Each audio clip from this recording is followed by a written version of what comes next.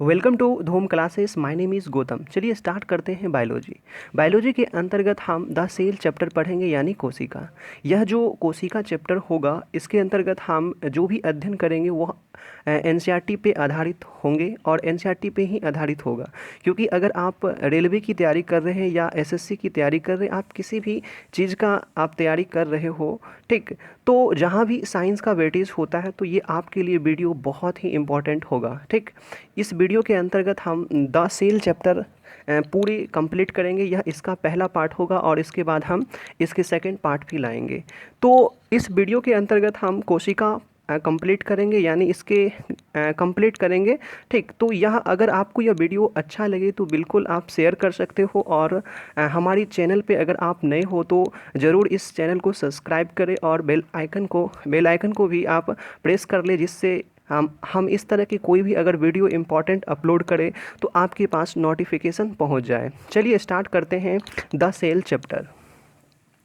देखिए, जो कोशिका क्या होता है, अगर आप कोई भी ऑर्गेनिज्म होता है या कोई भी जीव होता है तो जीव की जो मूलभूत का मतलब क्या होता है, अगर आप देखेंगे तो मूलभूत जो उनकी संरचनात्मक और क्रियात्मक जो होता है यूनिट होता है यानी इकाई, यानी किसी भी जीव के छोटे पार्ट को क्या कहते हैं, ये छोटे से छोटे जो पार्ट से वो मिलकर बना हुआ होता है उसी को हम क्या कहते हैं, द सेल कहते हैं। तो आप याद रख सकते हो जो किसी भी जीव की जो संरचनात्मक और क्रियात्मक इकाई क्या होता है, सेल होता है। ठीक, अब देखिए अगर हम सेल का अध्ययन कर रहे हैं तो यानी कोशिका के अध्ययन को क्या कहते हैं, साइटोलॉजी। आप याद रख सकते हो कोशिका के अध्ययन को क्या कहते हैं, साइटोलॉजी। यहाँ पर देखिए उत्तक यानी टिश्यू के अध्ययन को क्या कहते हैं, हिस्टोलॉजी।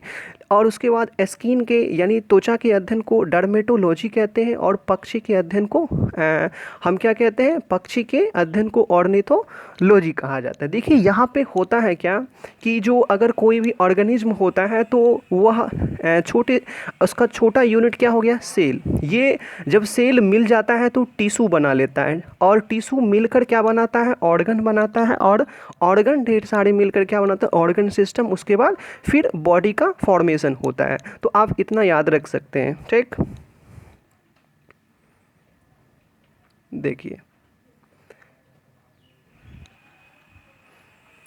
यहाँ पे देखिए क्या लिखा है, फादर ऑफ साइटोलॉजी, यानी कोशिका विज्ञान की फादर की अगर हम बात करेंगे तो कौन है, रॉबर्ट हुक। देखिए रॉबर्ट हुक जो था वह क्या किया था, जो प्लांट होते हैं ना, प्लांट के कॉर्क पार्ट, जैसे यहाँ पर भी मैंने लिख दिए हैं, जो रॉबर्ट हुक ने जो कोशिका को सबसे पहले देखा था तो वो प्लांट के कॉर्क को देखा था, जिसको हम बार्क ऑफ ट्री, यानी जो प्लांट के जो छाल होते हैं ना उनको उन्होंने जो प्रयोगशाला में ले गया तो उस कॉर्क पार्ट को ले गया। ठीक है, जिन्हें हम आगे पढ़ेंगे जो कोशिका भित्ति था, यानी कोशिका भित्ति यानी सेल वॉल था, और इन्हीं को उन्होंने देखा था और खोज किया था। ये डेड था यानी मृत था। ठीक, तो यहाँ पर आप याद रख सकते हो जो फादर ऑफ जो साइटोलॉजी था यानी कोशिका विज्ञान के जो जनक हम किसे कहते हैं, तो रॉबर्ट हुक याद रख सकते हो। आगे बात कर रहे हैं फादर ऑफ मॉडर्न जो कोशिका विज्ञान या साइटोलॉजी है उसको हम सैनसोन बोलते हैं। क्या कहते हैं, सैनसोन को फादर ऑफ मॉडर्न साइटोलॉजी कहा जाता है। आप याद रख सकते हो। देखिए कोई भी जीव जो होता है ना वो क्या किस चीज़ से बना हुआ होता है, सेल से। याद रख सकते हो कोशिका की खोज रॉबर्ट हुक 1665 में किया। कब किया, 1665 में रॉबर्ट हुक ने कोशिका की खोज की थी। जब रॉबर्ट हुक ने जो कोशिका की खोज किया था तो उन्होंने क्या देखा, कॉर्क को देखा, यानी बार्क ऑफ ट्री था, यानी छाल को उन्होंने देखा था। ठीक,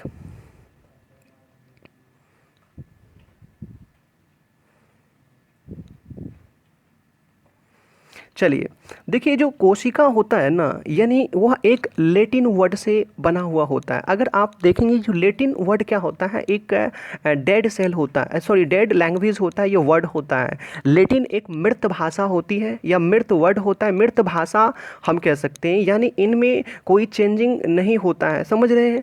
तो क्या होता है यहाँ पर जो कोशिका यानी सेल जो होता है वह एक लैटिन वर्ड से मिलके बना हुआ होता है। वो लैटिन वर्ड क्या है, सेलुला। क्या है, सेलुला, जिसका मीनिंग क्या होता है, एक लिटिल रूम होता है, यानी छोटा सा कमरा कह सकते हो। क्योंकि जब रॉबर्ट हुक ने जो बार्क ऑफ ट्री को देखा, यानी कॉर्क के अंदर जब देख रहा था, तो उन्हें ढेर सारे ये लिटिल रूम यानी छोटे छोटे कमरे के रूप में दिखाई दिया था। तो अर्थात हम कह सकते इसीलिए उन्होंने लिटिल रूम या इन्हीं को सेलुला वर्ड, और बाद में यही क्या कहलाया, यानी सेलुला वर्ड से मिलकर ही सेल बना है, जिसका मीनिंग लिटिल रूम यानी छोटे कमरा होता है। यहाँ पर देखिए जो माइकोग्राफिया, ये क्या है, एक बुक है, और जिस बुक को लिखा है रॉबर्ट हुक। याद रख सकते हो, जो माइकोग्राफिया नाम की बुक को किसने लिखा, रॉबर्ट हुक ने लिखा है। ठीक, देखिए अगर आपसे क्वेश्चन ये पूछता है जो लिविंग सेल यानी जिंदा, जो जीवित सेल की खोज किसने किया था, लुवेन हॉक। किसने किया था, लुवेन हॉक ने किया था। और उन्होंने कौन सा जो सेल को खोजा था, तो वो बैक्टीरियल सेल यानी बैक्टीरिया के जो सेल था उनकी वह खोज किया था। देखिए यहाँ पर आपको ये याद रखना है कि जो रॉबर्ट हुक ने जिस सेल को खोजा था वह मरा हुआ था, अर्थात मृत सेल की खोज किया था। और जबकि लिविंग यानी जिंदा या जीवित कह सकते हैं आप लुवेन हॉक को। समझ रहे हैं? चलिए देखिए यहाँ पर लिखा है सेल थ्योरी।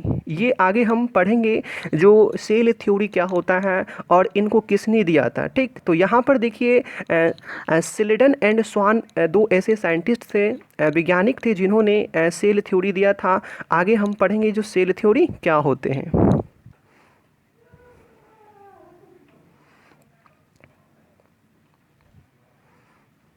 देखिए सिल्डन एंड स्वान ने सेल थ्योरी, देखो सिल्डन एंड स्वान ने जो सेल थ्योरी दिया था, जिन्हें हम आधुनिक कोशिका सिद्धांत भी कहते हैं, यानी उन्होंने जो कोशिका थ्योरी दिया था उनको क्या कहते हैं, आधुनिक कोशिका सिद्धांत भी कहते हैं। ठीक, तो इस सिद्धांत में उन्होंने क्या बताया, जो सभी जीव जो होता है कोशिकाओं से बने हुए होते हैं, यानी इस धरती पर, इस अर्थ पर जितने भी ऑर्गेनिज्म हैं वह कोशिकाओं से बना हुआ होता है। लेकिन यहाँ पर आप याद रख सकते हैं एक्सेप्शन, अपवाद में एक क्या था, वायरस। वायरस जो है वह एक सेल के जो होता है ना, यानी इसके अंदर सेल प्रेजेंट नहीं होता है। अगर आपसे एक प्रश्न पूछे जो लिविंग एंड नॉन लिविंग के बीच रिलेशन कौन स्थापित करता है या बीच के कड़ी कौन है, तो आप वायरस टिक कर सकते हो। वायरस के पास जो होता है सेल नहीं होता है, समझ रहे हैं। इसके पास, वायरस के पास क्या होता है, वायरस के पास आप कह सकते हो बाहर की जो एक लेयर होता है वो प्रोटीन होता है, अंदर या तो डीएनए हो सकता है या तो आरएनए, दोनों नहीं प्रेजेंट होगा। अगर किसी के अंदर डीएनए होगा तो आरएनए नहीं, आरएनए होगा तो डीएनए नहीं। ठीक, तो यहाँ पर देखिए सभी जीव कोशिकाओं के बने हुए होते हैं, सिल्डन एंड स्वान की थ्योरी हम कर रहे हैं। ठीक, उसके बाद जो होता है, एक चीज़ बताने में ये दोनों साइंटिस्ट असमर्थ रहे। क्या, उन्होंने ये नहीं बताया जो एक कोई भी जैसे ऑर्गेनिज्म है तो उनके अंदर जो नए सेल का फॉर्मेशन कैसे होता है, यानी नए सेल कैसे बनता है, ये बताने में जो होता है इस दोनों साइंटिस्ट क्या रहे, असमर्थ रहे। तो यही बात हम यहाँ पर लिखे हैं, जो सिल्डन एंड स्वान की सेल थ्योरी इस बात को बताने में क्या था, असमर्थ था, या नहीं बता पाए कि जो नई कोशिकाओं कैसे बनते हैं। तो आपसे इसे प्रश्न पूछेगा जो आधुनिक कोशिका सिद्धांत में किस चीज़ की कमी था, यानी सिल्डन एंड स्वान ने क्या नहीं बता पाया था, तो आप बताएंगे जो वह नई कोशिकाओं के निर्माण के बारे में नहीं बताया। तो अब यहाँ पर देखिए जो नई कोशिकाओं का निर्माण पूर्व स्थित कोशिकाओं के विभाजन से ही होता है। ये बात किसने कहा, ये कहा रुडोल्फ विर्चो। देखिए क्या है, रुडोल्फ विर्चो ने क्या कहा, जो नई कोशिकाओं का निर्माण पहले से जो कोशिकाएं बॉडी के अंदर प्रेजेंट रहता है ना, वही जब डिवीज़न होता है, सेल डिवीज़न होगा, उसके बाद जो होता है एक नई कोशिका का क्या होता है, फॉर्मेशन या बनता है। ठीक, तो आप याद रख सकते हो जो सिल्डन एंड स्वान की जो थ्योरी है वह क्या नहीं बता पाया, तो वह इस चीज़ को बताने में असमर्थ था जो नई कोशिका का निर्माण कैसे होता है। ठीक, देखिए अब यहाँ तक हम पढ़ चुके हैं। देखिए प्रत्येक कोशिका जो होता है वो क्या, जीव द्रव, और जीव द्रव को हम कहते हैं प्रोटोप्लाज्म, आगे पढ़ेंगे, और केंद्रक से बने हुए होते हैं। इन्होंने कहा आगे जो सेल आधुनिक जो कह सकते आधुनिक जो सेल थ्योरी है उसके अकॉर्डिंग अगर हम देखें तो उन्होंने कहा जो प्रत्येक जो अगर प्रत्येक कोई भी अगर जो सेल है उसके अंदर ये यानी प्रोटोप्लाज्म और केंद्रक यानी न्यूक्लियस या केंद्रक जो होता है वह प्रेजेंट होता ही होता है। ठीक, आगे देखिए, ये आगे आगे लिखा है एक कोशिका स्वतंत्र रूप से जीवित रह सकता है। क्या कहा, समझिए इस लाइन को, जो एक सेल जो होता है, एक सेल वह जीवित रह सकता है। जैसे कि आप बहुत सारे एग्जाम्पल हैं, जैसे कि अमीबा, अमीबा यूनिसेलुलर यूकैरियोटिक होता है। ठीक है, पैरामीशियम हो गया, यूग्लिना हो गया, तो ये सारे क्या है, वह एक ही सेल इसके अंदर प्रेजेंट होता है। आगे देखिए क्या लिखा है, लेकिन कोशिकांग नहीं। मतलब क्या कहा, कोशिकांग का मतलब क्या होता है, जो कोशिका का अंग होता है उसी को क्या कहते हैं, कोशिकांग। जैसे कि माइटोकॉन्ड्रिया हो गया, लाइसोसोम हो गया, राइबोसोम हो गया, प्लास्टिड हो गया। ठीक है, तो ये सारे जो होते हैं, जितने भी कोशिकांग सेल के अंदर जो प्रेजेंट होता है, वह अकेला आप कहोगे जीवित रह जाए तो वह संभव नहीं है, लेकिन एक सेल जीवित रह सकता है अकेला। ठीक,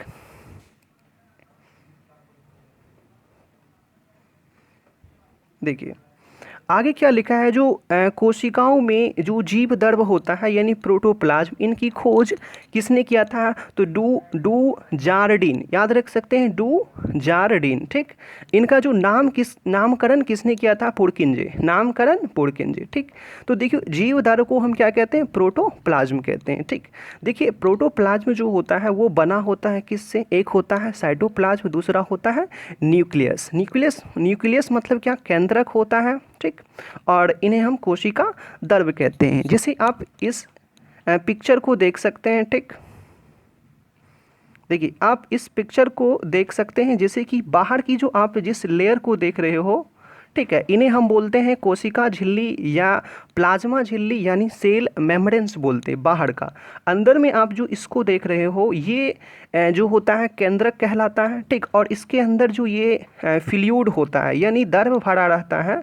ठीक है, द्रव भरा रहता है। ये जो आप पार्ट देख रहे हो केंद्रक के, और इस मेम्ब्रेन्स और केंद्रक के बीच के जो भाग देख रहे हो इसी को कहते हैं साइटोप्लाज्म यानी कोशिका दर्भ कहते हैं।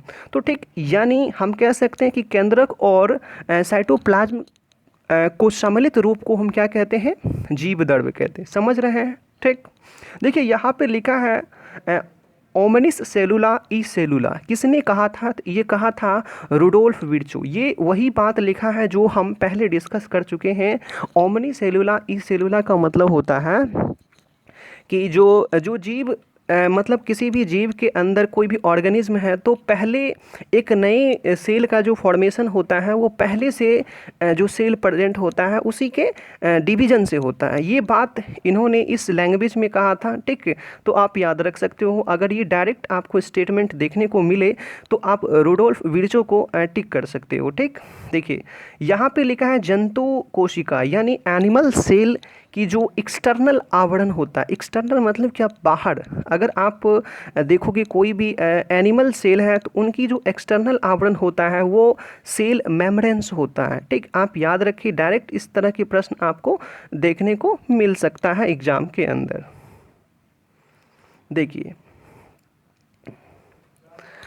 देखिए यहाँ पर लिखा है पादप कोशिकाओं का जो, जैसे मैंने कहा एनिमल सेल के जो बाहर का जो लेयर था, बाहर जैसे ये बाहर का लेयर वह क्या था, सेल मेम्ब्रेन्स था। लेकिन अगर आपसे क्वेश्चन पूछे पादप के अंदर क्या होगा, पादप जो प्लांट सेल होता है उनकी जो एक्सटर्नल आवरण या एक्सटर्नल बाहर का जो पार्ट होता है उनको क्या कहते हैं, कोशिका भित्ति कहते हैं। झिल्ली नहीं, क्या होगा यहाँ पे, भित्ति होगा। ठीक है, आप याद रख सकते हो भित्ति। ठीक, भित्ति याद रख सकते हो। तो यहाँ पे कोशिका भित्ति जिन्हें हम इंग्लिश में कहते हैं सेल वॉल। ठीक, याद रखें। आगे देखिए पादप कोशिकाओं में होती है लेकिन यानी जंतु कोशिकाओं में नहीं होता है। देखो जो ये जो सेल वॉल ये जो लिखा है इसका मतलब होता है कोशिका भित्ति। ये केवल प्लांट में होगा, केवल प्लांट में ही नहीं, इसके अलावा बैक्टीरिया के अंदर भी होता है, कवक के अंदर भी होता है। लेकिन ये एनिमल सेल जो होते हैं ना उनके अंदर ये एब्सेंट होते हैं। आप इतना याद रखें, जो एनिमल सेल होते हैं उनके अंदर कोशिका भित्ति प्रेजेंट नहीं होता है। ठीक, चलिए आगे बात करते हैं कोशिका द्रव, यानी इन्हें हम पहले भी पढ़ चुके हैं। प्रोटोप्लाज्म है, प्रोटोप्लाज्म जो किससे मिलकर बना हुआ होता है, साइटोप्लाज्म और केंद्रक से मिलकर बना हुआ होता है। तो आप यहाँ पर देखिए क्या लिखा है, जो प्रोटोप्लाज्म होते हैं उनमें सबसे ज़्यादा क्या पाया जाता है, तो वाटर पाया जाता है। देखिए वाटर तो पाया जाता है, इसके अलावा प्रोटीन भी पाए जाते हैं, लिपिड भी होते हैं, और ऑर्गेनिज्म ऑर्गेनिक एसिड जो होता है वो भी इनके अंदर प्रेजेंट होता है। ठीक, तो आप इन चीज़ को याद रखें। जो हम पहले बताएं जो प्रोटोप्लाज्म यानी जीव द्रव्य क्या है, इसके अंदर क्या पाया जाता है, तो वाटर ज़्यादा होता है, उसके अलावा प्रोटीन, लिपिड या ऑर्गेनिक एसिड यानी कार्बनिक जो अम्ल होता है वो भी पाया जाता है। ठीक,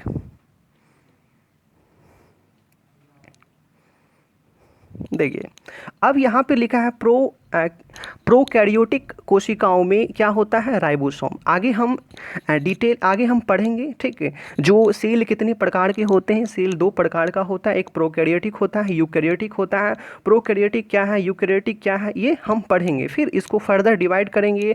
जो यूकैरियोटिक दो टाइप का होता है, यूनिसेलुलर होता है, मल्टी सेलुलर होता है। यूनिसेलुलर के अंदर हम किन जीव को रखते हैं, मल्टी सेलुलर के अंदर हम किन जीव को रखते हैं, और वो कितने टाइप के होते हैं। ठीक, फिलहाल अभी हमको समझना है जो प्रोकैरियोटिक जो कोशिका जो होता है, यानी इसके अंदर क्या प्रेजेंट होता है, तो आप याद रखें राइबोसोम। देखिए ये राइबोसोम जो जिन्हें हम कह सकते हैं प्रोटीन फैक्ट्री भी कहा जाता है, और ये केवल और केवल अगर कोई भी यूकैरियोटिक अगर कोई भी सेल हो तो उनके अंदर केवल और केवल क्या प्रेजेंट होता है, राइबोसोम प्रेजेंट होगा। ठीक है, केवल और केवल। लेकिन अगर आप यूकैरियोटिक अगर कोई सेल है तो उनके अंदर सारे के सारे जितने भी कोशिकांग होते हैं सारे के सारे इनमें प्रेजेंट होता है। ठीक, जैसे आप देखें माइटोकॉन्ड्रिया हो, राइबोसोम है, लाइसोसोम है, इन्हें हम आत्महत्या की थैली कहते हैं। ठीक है, इन्हें पावर हाउस कहते हैं, आगे पढ़ेंगे। ठीक है, अंतःप्रदव्य जालिका होता है, गोल्जी का या गोल्जी बॉडी होता है, प्लास्टिड है। ठीक है, सेंट्रोसोम है, रसधानी है। तो ये जो देखो सेंट्रोसोम जो होता है केवल एनिमल के ही अंदर प्रेजेंट होता है, ये आपको प्लांट के अंदर नहीं मिलेगा। लेकिन ये जो प्लांट के अंदर प्लास्टिड पाया जाता है जिसको हम लवक बोलते हैं। ठीक है, तो ये आपको प्लांट के अंदर ही केवल मिलेगा, जबकि एनिमल के अंदर देखने को नहीं मिलता है। ठीक, देखिए यहाँ पे कुछ लिखे हैं हम। देखिए क्या होता है, जो जितने भी कोशिकांग होते हैं, चाहे वो माइटोकॉन्ड्रिया हो, लाइसोसोम हो या राइबोसोम हो, तो उनके बाहर जो होता है या तो एक लेयर होगा, या तो जैसे कि अगर एक लेयर, दो लेयर या लेयर नहीं होगा। तो देखो ऐसे कोशिकांग हमारी सेल या किसी भी सेल के अंदर पाया जाता है, तो जिनके पास दो गो यानी कह सकते हैं दोहरी मेम्ब्रेन होता, मतलब डबल मेम्ब्रेन्स होता है। जैसे देखो माइटोकॉन्ड्रिया के अंदर डबल मेम्ब्रेन्स होगा, एक मेम्ब्रेन्स तो होगा, उसके बाद भी एक मेम्ब्रेन्स होगा। उसी प्रकार प्लास्टिड है और केंद्रक है। तो आप याद रख सकते हो डबल मेम्ब्रेन्स किनके पास है, माइटोकॉन्ड्रिया, प्लास्टिड और केंद्रक। ठीक, देखिए अगर हम सिंगल मेम्ब्रेन्स की बात करें तो वो आपको लाइसोसोम, ठीक, उसके बाद अंतःप्रदव्य जालिका हो गया, रसधानी हो गया, और गोल्जी काय मतलब गोल्जी बॉडी होता है। इन्हें हम ट्रैफिक पुलिस ऑफ सेल भी कहते हैं। आगे हम पढ़ेंगे जो गोल्जी काय क्या है, इनका काम क्या है, ये किस तरह से हमारे सेल के अंदर फंक्शन करता है। ठीक, देखिए अब यहाँ पे लिखा कोई भी अगर मेम्ब्रेन्स नहीं होगा तो वो एक राइबोसोम है और सेंट्रोसोम है। ठीक है, ये हम बताए थे केवल प्लांट के अंदर सेंट्रोसोम पाया जाता है, और ये बताए थे हम कहाँ पाया जाता है, केवल और केवल यूकैरियोटिक में पाया जाता है, केवल यही पाया जाता है। लेकिन राइबोसोम यूकैरियोटिक के अंदर भी होता है, समझ रहे हैं, और प्रोकैरियोटिक के अंदर भी होता है। ठीक है, आगे देखिए यहाँ पर हम प्रोकैरियोटिक और यूकैरियोटिक के बीच कुछ अंतर दिखा रहे हैं। देखिए यहाँ पे क्या है, जो प्रोकैरियोटिक सेल जो होता है, जैसे कि यहाँ पर हम एक बैक्टीरिया का सेल ले लिए। ठीक, यहाँ पे आप देख रहे हो इसको हम फ्लैजिला बोलते हैं। ठीक है, या हाँ फ्लैजिला। ठीक, यहाँ पे देखिए बैक्टीरिया सेल है। देखिए बैक्टीरिया को जो हम जब 5 जगत किंगडम आया था, ठीक है, तो उसके अंतर्गत हम बैक्टीरिया को मोनेरा जगत के अंदर रखते हैं। ठीक, तो यहाँ पर क्या है कि जो जो बैक्टीरिया सेल जो होता है वो क्या होता है, आप याद रख सकते हो, प्रोकैरियोटिक सेल होता है। ठीक, तो इनके अंदर केवल क्या होगा, जब अगर प्रोकैरियोटिक होगा तो केवल हमें राइबोसोम ही मिलता है। ठीक, लेकिन इसके अंदर इसके अलावा डीएनए भी होता है, समझ रहे हैं। राइबोसोम प्रोटीन बनाता है और यहाँ पर इसके अंदर डीएनए भी होता है, लेकिन नग्न अवस्था में होता है। नग्न का मतलब यूं ही खुला बिखरा पड़ा जो होता है इसके अंदर होगा होगा समझ रहे हैं। लेकिन अगर यूकैरियोटिक सेल की बात करें तो इनके अंदर जो होता है क्या होगा, इनके अंदर जो डीएनए जिस तरह से यहाँ पे खुला पड़ा है, लेकिन यहाँ पे खुला पड़ा नहीं हो, इसके अंदर एक केंद्रक होगा, समझ रहे हैं। तो उस केंद्रक के अंदर जो इस केंद्रक के अंदर जो डीएनए होगा वो डीएनए तो एकदम नग्न नहीं होगा, मतलब पूरी तरह से केंद्रक के अंदर ही होगा। ठीक है, और डीएनए के साथ क्या होगा, हिस्टोन प्रोटीन होगा। ये हिस्टोन प्रोटीन क्या करते हैं आगे हम पढ़ेंगे। ठीक,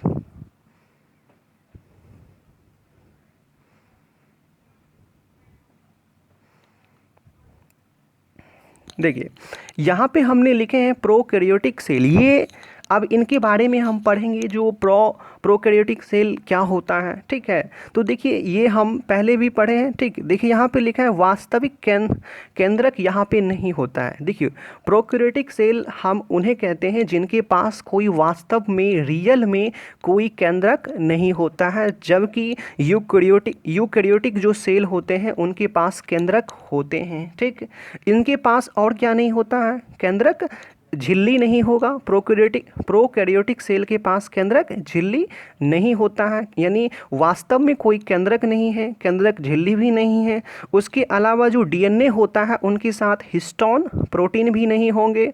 ठीक, उसके बाद आप देखिए कोशिका झिल्ली युक्त कोई कोशिकांग नहीं होता है, यानी ऐसे कोशिकांग जिसके पास झिल्ली हो, मेम्ब्रेन्स हो, वह इनके यानी प्रोकैरियोटिक सेल के अंदर प्रेजेंट नहीं होता है। लेकिन एकमात्र प्रेजेंट होता है क्या, राइबोसोम, और हमने कहा राइबोसोम के पास कोई झिल्ली प्रेजेंट नहीं होता। इसके अलावा सेंट्रोसोम के पास भी कोई झिल्ली नहीं होता है। लेकिन आप इधर देखोगे यूकैरियोटिक सेल के अंदर इधर सभी आपको मिलेगा, जितना चीज़ हम इधर बोले नहीं हैं वह सारे के सारे इधर मिलेंगे। ठीक,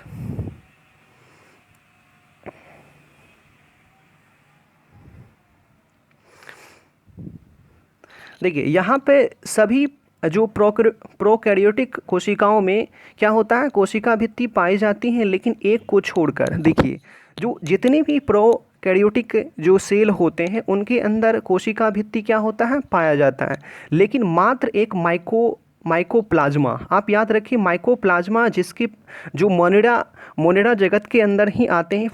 फाइव जो किंगडम जो है उनके अंतर्गत जो मोनेडा जगत है, किंगडम है, उनमें ही क्या आता है, माइकोप्लाज्मा आते हैं।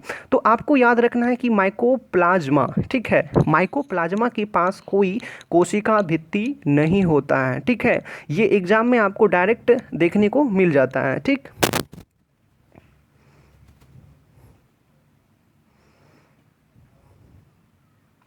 देखिए अब यहाँ पे कह रहा है कि निम्न में से किसमें आनुवांशिक पदार्थ नग्न है, मतलब ये नहीं होना चाहिए किसमें आनुवांशिक पदार्थ नग्न होते हैं। तो आप याद रख सकते हो ये बैक्टीरिया यानी जीवाणु के अंदर होता है। ठीक है, हम पहले भी पढ़े हैं, जो जीवाणु को मोनेडा जगत के अंदर रखते हैं ये क्या होता है, प्रोकैरियोटिक होते हैं। ठीक, कुछ प्रोकैरियोटिक कोशिकाओं के अगर उदाहरण आपसे पूछ दे कि जो होता है एग्जाम्पल अगर आपसे पूछे जो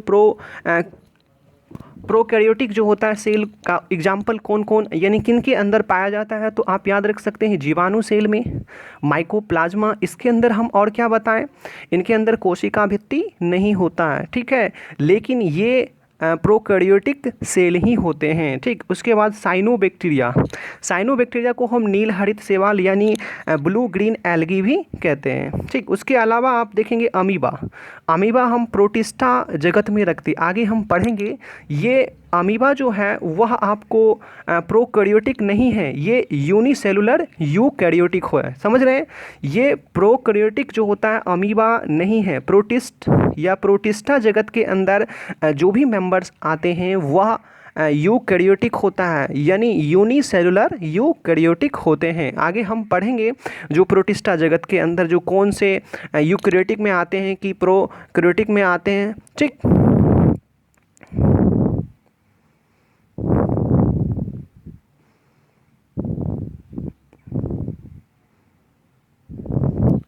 देखिए यहाँ पर जो सेल है, सेल को हमने फर्दर दो भाग में डिवाइड कर दिए। पहले भी आपको हम बता चुके हैं, एक होता है प्रोकैरियोटिक, एक होता है यूकैरियोटिक, ठीक है।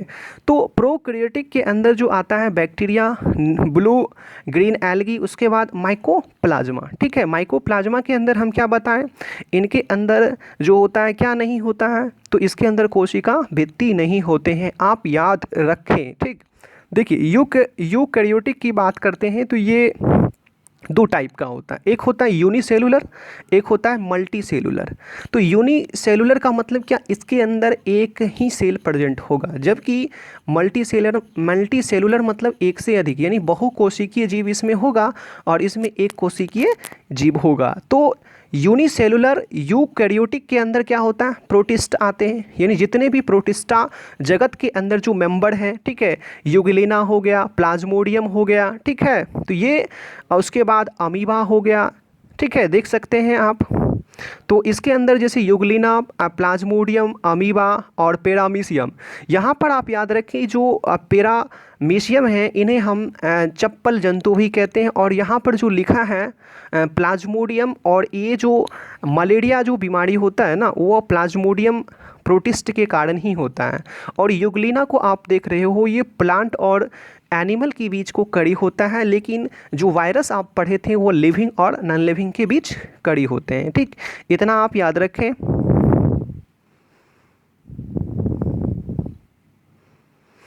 देखिए यहाँ पे लिखा है बहुकोशिकीय यानी मल्टी सेलुलर। मल्टी सेलुलर को हम फर्दर दो भाग में डिवाइड कर दिए। एक होता है क्या, जो एक होता है जिनके पास सील वाल मतलब कोशिका भित्ति प्रेजेंट होता है, दूसरा होता है विदाउट, यानी जिनके पास कोशिका भित्ति नहीं होते हैं। तो देखिए इसके जिसके पास नहीं होता है वह एनिमल सेल होगा, जिनके पास होगा उसमें आपको ये, इनको हम दो भाग में डिवाइड कर दिए हैं, ठीक है। इनको हम दो भाग में डिवाइड कर दिए हैं, आप देख सकते हो। इनको हम कितने भाग में, एक भाग जो होता है जो परफॉर्म करता है फोटोसिंथेसिस, मतलब क्या है, जो प्लांट आ जाता है। दूसरा होता है डू नोट परफॉर्म फोटोसिंथेसिस, जैसे कि फंगी यानी कवक। देखो जिनके पास कोशिका भित्ति पाया जाता है उनको हम दो भाग में डिवाइड कर दिए। एक होता है जो प्रकाश संश्लेषण करता है, जैसे कि प्लांट हो गया, उसके बाद प्लांट हो गया, ठीक। और जिसके पास नहीं करता है वो क्या हो गया, कवक हो गया। आप सिंपल याद रख सकते हैं। देखो यूकैरियोटिक कोशिका में पाए जाते हैं, यानी यूकैरियोटिक कहाँ कहाँ, ये जो यूकैरियोटिक कोशिकाएं हैं किन किन में पाया जाता है। जैसे मैंने कहा प्रोटिस्ट के अंदर, बिल्कुल ठीक है, सॉरी यूकैरियोटिक है, प्रोकैरियोटिक नहीं। देखिए यहाँ पर जो कैरियोटिक कोशिका पाई जाती है तो ये प्रोटिस्ट के अंदर होगा, यूनिसेलुलर होगा, ठीक है। प्लांट के अंदर भी होगा और एनिमल के अंदर भी होगा, ठीक, याद रखें।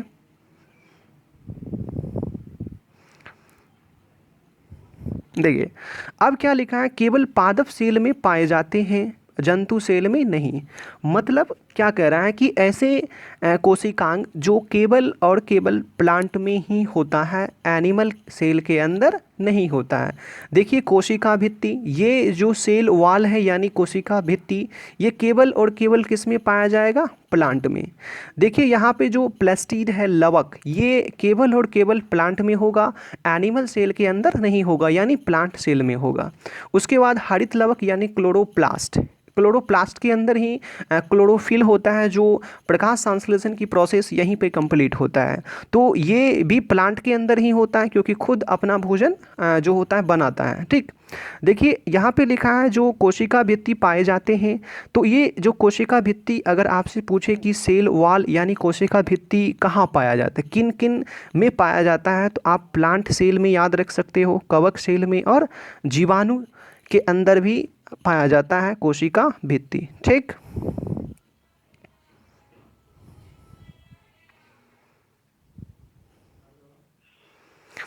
यूकैरियोटिक अगर हम बात करें तो ये दो टाइप में हम डिवाइड कर दिए। देखो इस दोनों में हम डिफरेंस देखेंगे, जो एनिमल सेल के अंदर क्या पाया जाता है, प्लांट सेल के अंदर क्या नहीं पाया जाता है या क्या पाया जाता है। देखिए यहाँ पर मैंने दो एक मतलब चार्ट के थ्रू आपको दिखाने की कोशिश कर रहे हैं।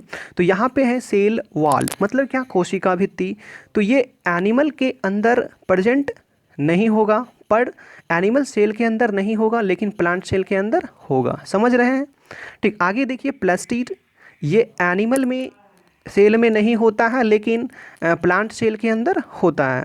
आगे देखिए लाइसोसोम की बात करते हैं, ये प्लांट के अंदर होगा लेकिन इसमें नहीं के बराबर, आप कह सकते हो प्लांट सेल के अंदर नहीं के बराबर।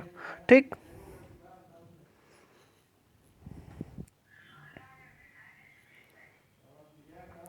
देखिए हरित लवक, ये हरित लवक मतलब क्या होता है, क्लोरोप्लास्ट होता है। ये एनिमल सेल में नहीं होता है लेकिन ये प्लांट में सेल के अंदर होगा। रसधानी, ये स्मॉल होता है किस में, एनिमल सेल में, बट लार्ज होता है किस में, तो ये प्लांट सेल में। अब देखिए सेंट्रोसोम, सेंट्रोसोम जो होता है ये केवल और केवल किस में पाया जाता है, एनिमल सेल में, बट प्लांट सेल के अंदर नहीं पाया जाता है। देखिए उसके बाद अगर हम बात करें तो रिजर्व फूड जो होता है वो प्लांट सेल के अंदर ग्लाइकोजन के फॉर्म में होता है। वो सबसे ज़्यादा कहाँ, लीवर के अंदर। अगर कोई एनिमल सेल है तो उनके किस पार्ट में ज़्यादा से ज़्यादा ये, देखिए भोजन जो स्टोर होता है, ये आपसे क्वेश्चन पूछता है जो एनिमल के अंदर जो भोजन स्टोर होता है वो किस रूप में, तो ये आप याद रख सकते हो ग्लाइकोजन। ठीक है, और जो फंगी होता है यानी कवक, कवक के अंदर भी इसी फॉर्म में होगा। समझ रहे हैं?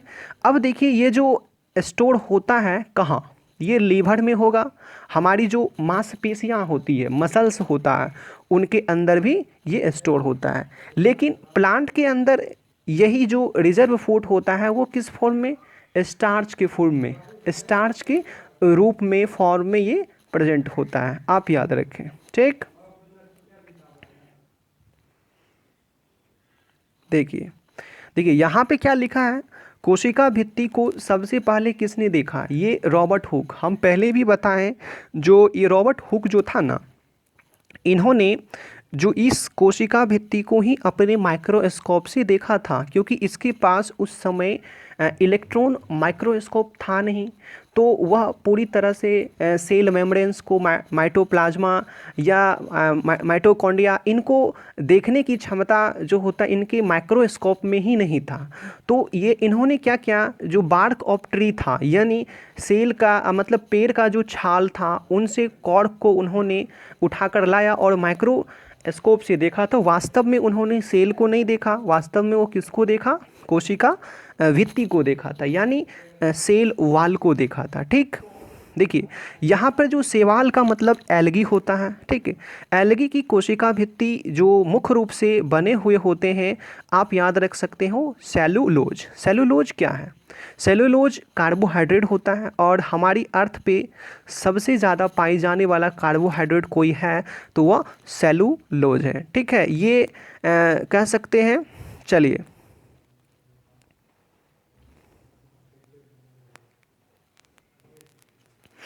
देखिए यहाँ पे अब हम आगे पढ़ेंगे जो सेल वाल यानी ये कोशिका भित्ति के बारे में अब हम पढ़ रहे हैं। ठीक है, ये क्या होता है, इनका खोज किसने किया है, ये किनके अंदर कोशिका भित्ति पाया जाता है और किसके अंदर नहीं पाया जाता है, ये डेड होता है, लिविंग होता है, ये परमेबल होता है, ये कठोर होता है, ये सारे हम इसके अंदर स्टडी करेंगे। ठीक, देखिए इनकी खोज पहले भी बताएं रॉबर्ट हुक ने किया था। वास्तव में वो सेल को नहीं खोजा बल्कि किसको खोजा, तो ये कोशिका भित्ति को खोजा। ठीक, देखिए ये उपस्थित होता है कहाँ, कोशिका भित्ति, ये आपको प्लांट के अंदर मिलेगा, कवक यानी कवक के अंदर। उसके बाद बैक्टीरिया हो गया, नील हरित शैवाल, ये याद रख सकते। किसके अंदर नहीं होता है, अगर आपसे पूछे अनुपस्थित कहाँ होता है, तो आप याद रखें सेल वॉल, जंतु एनिमल सेल के अंदर। ठीक, उसके बाद माइकोप्लाज्मा, माइकोप्लाज्मा के अंदर भी नहीं होता है। ये हम बताए थे जो माइकोप्लाज्मा को किस किंगडम में रखा गया, तो मोनेरा किंगडम में। 5 जो किंगडम था उनके तहत जो होता है मोनेरा के अंदर इनको रखा गया था। ठीक, आगे देखिए प्लांट कोशिका का सबसे जो बाहर का जो आवरण होता है, ये जो यहाँ पर आप जो देख रहे हो कोशिका भित्ति, ये पादप कोशिकाओं की सबसे अगर बाहरी आवरण आपसे पूछे तो आपको क्या मानना है, कोशिका भित्ति। लेकिन यहीं पे एनिमल अगर आपसे पूछे, जो एनिमल कोशिका का सबसे बाहरी आवरण क्या होगा, तो ये कोशिका भित्ति ना होकर कोशिका झिल्ली होगा। क्या होगा, कोशिका झिल्ली यानी सेल मेम्ब्रेन्स होगा। जबकि अगर प्लांट का पूछ ले तो कोशिका भित्ति। अब आगे देखिए, ये निर्जीव होता है, यानी कोशिका भित्ति क्या होता है, निर्जीव, मतलब डेड होता है, मृत होता है।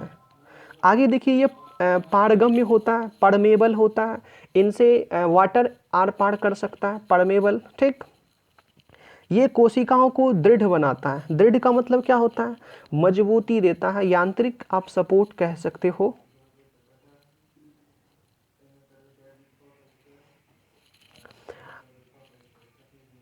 शैवालों की कोशिका भित्ति हम पहले भी पढ़े, ये सेलुलोज से बने होते हैं। देखिए अन्य जो पादप होते हैं, देखिए यहाँ पे अन्य पादप क्यों लिखा, क्योंकि शैवाल भी एक प्लांट ही है। जब आप प्लांट किंगडम पढ़ोगे, प्लांट किंगडम आप जब पढ़ोगे तो जो शैवाल को किस डिवीजन के अंदर या किस किंगडम के अंदर रखा गया है, तो वो थैलोफाइटा के अंदर रखा गया। ठीक है, तो याद रख सकते हो कि अन्य प्लांट की जो कोशिका भित्ति बनी हुई होती है। मान लीजिए अगर दूसरा कोई प्लांट है, शैवाल के या एल्गी के अलावा अगर कोई दूसरा प्लांट है, उनकी जो कोशिका भित्ति बनी हुई होती है वह किस चीज़ से, तो याद रख सकते हैं सेलुलोज, हेमी सेलुलोज और पैक्टिन। ये जो पैक्टिन जो होता है ना, ये इनको मजबूती प्रदान करता है। समझ रहे हैं, मजबूती प्रदान करता है कौन, पैक्टिन। तो आपको याद रखना है, जो पादप की जो प्लांट की जो कोशिका भित्ति होती है वो सेलुलोज, हेमी सेलुलोज और पैक्टिन का बना हुआ होता है। लेकिन यहीं पे आपको अगर कवक का पूछ ले, जो कवक की कोशिका भित्ति किससे बना हुआ होता है, तो आप काइटिन टिक कर सकते हो। काइटिन जो होता है, काइटिन का बना हुआ होता है कवक का कोशिका भित्ति। देखिए अन्य पदार्थों के रूप में होते हैं। ठीक, देखिए अन्य पदार्थ के रूप में क्या होते हैं,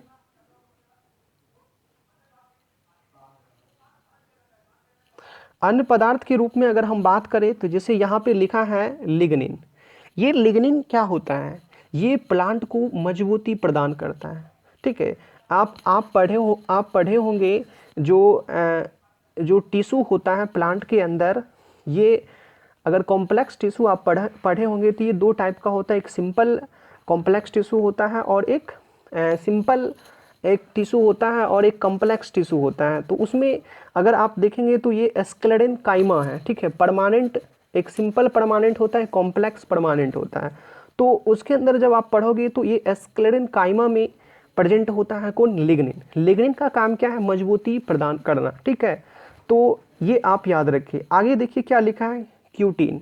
क्यूटीन का काम क्या होता है, जो प्लांट के अंदर जो वाटर लॉस होता है, जैसे आप जीरोफाइट प्लांट की बात करोगे, जीरोफाइट प्लांट का मतलब होता है मरुस्थलीय प्लांट, जो कि जैसे आप हमारे राजस्थान की जो थार मरुस्थल है, ये जो मरुस्थलीय प्लांट होते हैं जिन्हें वाटर की बहुत ज़्यादा कमी होता है, तो ये प्लांट जो होता है ना, जीरोफाइट कहा जाता है। आप ये याद रखें।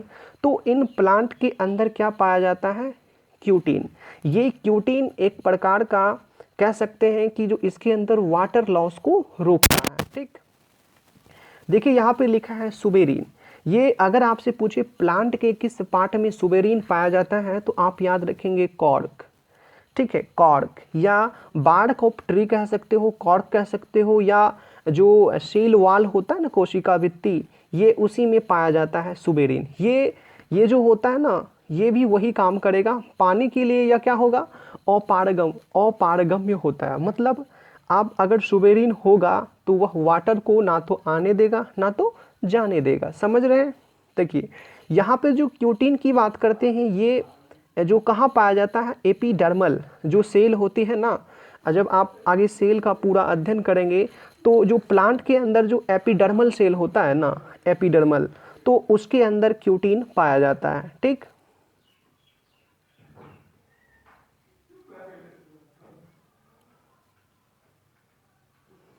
देखिए हाइड्रोफाइट्स क्या होता है, हाइड्रोफाइट्स का मतलब होता है, जैसे मैंने कहा जीरोफाइट मरुस्थलीय पौधा जो कि रेगिस्तान वाले इलाके में पाया जाता है, जिन्हें वाटर की बहुत कमी होता है और उसके अंदर क्यूटीन पाया जाता है। ठीक है, तो देखिए हाइड्रोफाइट्स मतलब ऐसा प्लांट जो वाटर के अंदर ही ग्रो करे, तो उनके अंदर क्यूटीन का क्या ज़रूरत, उसके अंदर तो पहले से ही पानी बहुत ज़्यादा है। तो याद रख सकते हैं जो हाइड्रोफाइट्स प्लांट का मतलब होता है जो वाटर के अंदर ग्रो करता है, जिसके पास पानी जो कह सकते हैं पर्याप्त मात्रा में हो, तो क्यूटीन इनके लिए नहीं होता है। समझ रहे, क्यूटीन इसके अंदर नहीं पाया जाता है। देखिए जो प्लांट कोशिका होते हैं पहले भी बताएं, सेलुलोज, हेमी सेलुलोज और पैक्टिन होता है।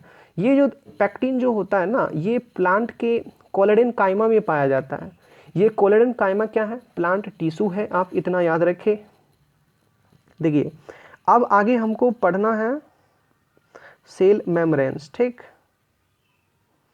देखिए सेल मेम्ब्रेन्स आप हमको पढ़ना है, क्या है सेल मेम्ब्रेन्स। चलिए देखिए सेल मेम्ब्रेन्स यानी कोशिका झिल्ली।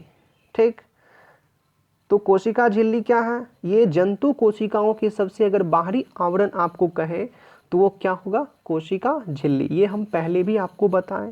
ठीक, उसके बाद आप देखिए प्लाज्मा झिल्ली, ये इसी सेल मेम्ब्रेन्स का या अलग कोशिका झिल्ली का अदर नाम देखिए यहाँ पे क्या है, प्लाज्मा झिल्ली भी इन्हें कहते हैं, जीव झिल्ली भी कहते हैं। आपको दोनों याद रखना है, प्लाज्मा झिल्ली, जीव झिल्ली, कोशिका झिल्ली या सेल मेम्ब्रेन्स कहते हैं। आगे देखिए ये किस चीज़ से बना हुआ होता है, जो बना हुआ होता है प्रोटीन और लिपिड से बना हुआ होता है। प्रोटीन में भी कौन सा प्रोटीन, फॉस्फोलिपिड। कौन सा, फॉस्फोलिपिड। देखिए ये लचीली प्रदान, ये लचीली, ये सेल के अंदर जो होता है ये लचीली होती है। ठीक है, याद रखेंगे सेल मेम्ब्रेन्स क्या होता है, लचीली होता है। लेकिन इंपॉर्टेंट क्या है, ये सजीव होते हैं। यानी सजीव का मतलब क्या होता है, जैसे मैंने कहा जो कोशिका भित्ति था वो डेड था, क्योंकि उसी डेड सेल को मानकर खोजा था रॉबर्ट हुक ने 1665 में। लेकिन सेल मेम्ब्रेन्स जो है वो जिंदा है, लिविंग है, आप इतना याद रखें, जिंदा है। ठीक, देखिए यहाँ पे और क्या लिखा है, हम जीवित यानी सजीव है, लिविंग है, क्लियर है। ठीक, आगे देखिए ये सेलेक्टिवली परमेबल मेम्ब्रेन्स होता है। जो कोशिका झिल्ली होती है यानी सेल मेम्ब्रेन्स, वो सेलेक्टिवली परमेबल मेम्ब्रेन होता है। इनका मतलब क्या होता है कि ये कोशिका झिल्ली से जो होता है कुछ जो वर्णनात्मक पदार्थ होता है वही अंदर बाहर आ सकता है। सेलेक्टिवली मतलब जो यानी सारे के सारे पदार्थ ना तो अंदर आ सकते हैं ना बाहर जा सकते हैं। यहाँ पर इसी बात को हम लिखे हैं। ठीक है, तो याद रख सकते हो जो सेलेक्टिवली परमेबल मेम्ब्रेन कौन होता है, अगर आपसे ऐसे प्रश्न पूछे तो कोशिका झिल्ली होगा। लेकिन केवल यहाँ से अगर उठा कर दे दे जो परमेबल मेम्ब्रेन, तब आप कोशिका भित्ति मारना। लेकिन जब ये शब्द ऐड कर दे तो कोशिका झिल्ली मारना। समझ गए। देखिए अब क्या होता है कि जो कोशिका झिल्ली होता है, ठीक है, उसमें कोशिका के अंदर अगर बाहर कोई पदार्थ को आना जाना होता है तो वह किससे आए और जाएगा, इसी कोशिका झिल्ली से आएगा। लेकिन आने और जाने का जो तरीका होता है वो दो मेथड के थ्रू होता है। एक होता है डिफ्यूजन, एक होता है ऑस्मोसिस। हम पढ़ेंगे विसरण क्या है, परासरण क्या है, इसको हम पढ़ेंगे। ठीक, तब हम आगे और बढ़ेंगे। देखिए यहाँ पे हमको समझना है डिफ्यूजन। डिफ्यूजन क्या है, ठीक, तो डिफ्यूजन किसे कहते हैं, पहले इनका हम परिभाषा पढ़ लेते हैं। कणों के हाई कंसंट्रेशन वाले, ठीक है, हाई कंसंट्रेशन वाले स्थान से निम्न कंसंट्रेशन वाले स्थान की तरफ जाने की प्रक्रिया को क्या कहते हैं, डिफ्यूजन कहते हैं। जैसे यहाँ पर आप देखें ये सेल मेम्ब्रेन्स हैं, अगर हम मान ले ये एक सेल मेम्ब्रेन्स हैं, ठीक है, तो सेल मेम्ब्रेन्स के अंदर क्या है, आप ध्यान से देखेंगे तो ये सेल मेम्ब्रेन्स हैं। तो इसके अंदर कार्बन डाइऑक्साइड की मात्रा अंदर में क्या है, ज़्यादा है, ठीक है, बाहर क्या है, कम है। तो क्या करेगा, यहाँ से हाई कंसंट्रेशन अंदर में CO2 है, कार्बन डाइऑक्साइड, तो ये यहाँ से बाहर आ जाएगा, ठीक है। उसके बाद अगर आप देखें तो बाहर में क्या है, ऑक्सीजन की मात्रा हाई कंसंट्रेशन है, तो ये हाई कंसंट्रेशन है, तो आसानी से क्या होगा, यहाँ से यहाँ सेल सेल मेम्ब्रेन के अंदर आ जाएगा। तो इस प्रोसेस को क्या कहते हैं? डिफ्यूज़न। समझ रहे हैं? यानी हाई कंसंट्रेशन से अगर लो कंसंट्रेशन की ओर जाता है तो उसी घटना को क्या कहते हैं? डिफ्यूज़न। आगे बात करें हम ऑस्मोसिस। तो ऑस्मोसिस क्या होता है? ठीक, आगे हम देखेंगे।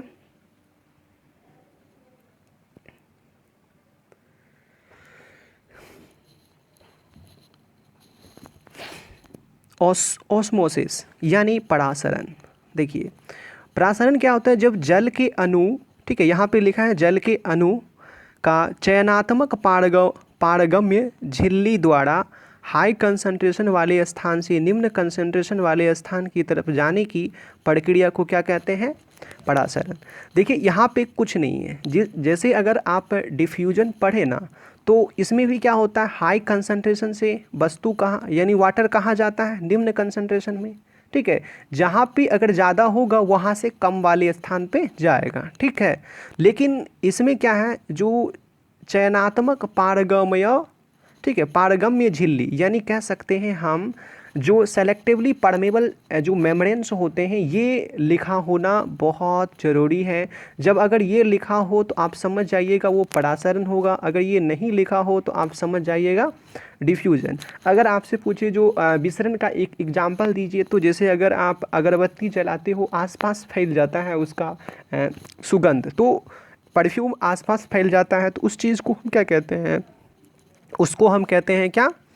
उसको हम कहते हैं विसरण। ठीक है, लेकिन जब आप देखिए कोई प्लांट होता है, उनके अंदर जो मूल रोम होता है, प्लांट का जो जड़ होता है, जड़ के अंदर ही मूल रोम होता है, वो जो वाटर को एब्जॉर्ब करता है वो किस विधि से? तो वो ऑस्मोसिस विधि से। वही हम लिखे जो प्लांट की जो जड़ होता है वो वाटर को क्या करता है? एब्जॉर्ब करता है। किस मेथड के थ्रू? ऑस्मोसिस मेथड के थ्रू। ठीक, यहाँ पे देखिए जल के अणु की गति अगर वर्णात्मक पारगम्य झिल्ली ये लिखा हो तो आप हमेशा मारिएगा ऑस्मोसिस। ठीक,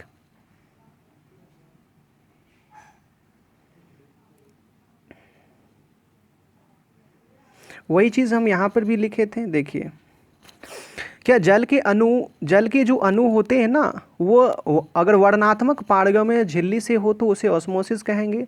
प्लाज्मा झिल्ली की रचना को केवल हम किससे देख सकते हैं? इलेक्ट्रॉन माइक्रोस्कोप से। देखो ये बाद में खोज हुआ, इसलिए सेल का स्टडी भी जो होता है प्रॉपर बाद में ही हुआ, क्योंकि जिस समय में रॉबर्ट हुक 1665 में उन्होंने देखा था तो उसके पास इतनी हैवी माइक्रोस्कोप नहीं था, यानी इलेक्ट्रॉन माइक्रोस्कोप नहीं था कि वो आसानी से प्लाज्मा झिल्ली को अध्ययन कर ले, माइटोकॉन्ड्रिया को देख ले, डीएनए को देख ले या राइबोसोम को। तो इनको देखने के लिए इनके पास ना तो कोई इस तरह का कह सकते हैं इंस्ट्रूमेंट था, इलेक्ट्रॉन सूक्ष्मदर्शी माइक्रोस्कोप इसके पास नहीं था, इसलिए उन्होंने सेल कोशिका भित्ति को ही देख पाया था। ठीक,